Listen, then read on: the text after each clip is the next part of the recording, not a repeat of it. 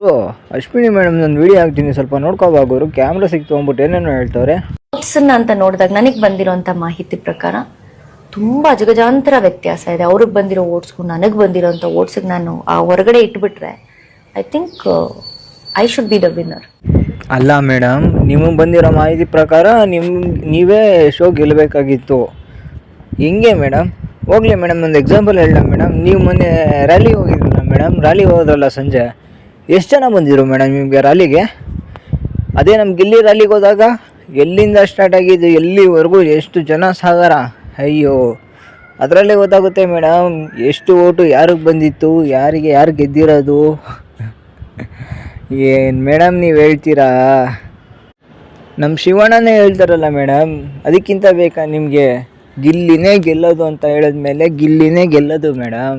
ನಿಮ್ಗೆ ಅಷ್ಟು ಗೊತ್ತಾಗಿಲ್ಲ ಅಂದರೆ ಒಂದು ಸ್ವಲ್ಪ ಎಲ್ಲ ಮಾತಾಡಿರೋದು ನಮ್ಮ ಜನದ ವೀಟಿಗಳನ್ನ ಎಲ್ಲ ನೋಡ್ಕೊಬನ್ನಿ ಮೇಡಮ್, ಆಗಾಗಲೂ ನಿಮ್ಗೆ ಗೊತ್ತಾಗುತ್ತೆ. ನೋಡೋಣ. ಅಷ್ಟೆಲ್ಲ ಮೇಡಮ್ ನೀವುಗಳು ಹಾಕೋ ಪೋಸ್ಟ್ಗಳೇ ನೋಡಿ ಮೇಡಮ್, ರಿವ್ಯೂ ಆಗಲಿ ಲೈಕ್ಸ್ ಆಗಲಿ ಎಷ್ಟು ಬರುತ್ತೆ. ಅದೇ ನಮ್ಮ ಗಿಲ್ಲಿದೊಂದು ಪೋಸ್ಟರು ಒಂದು ವೀಡಿಯೋ ಬಿಟ್ರೇ ಎಷ್ಟು ಲೈಕ್ಸು ಕಮೆಂಟು ಬರುತ್ತೆ. ಅದಕ್ಕಿಂತ ಬೇಕಾ ಮೇಡಮ್? ಬೇರೆ ಯಾವ ಕಂಟೆಸ್ಟೆಂಟು ಓಡಿಲ್ಲ, ಮಿಲಿಯನ್ ಗಟ್ಟೆ ಓಡಿದೆ.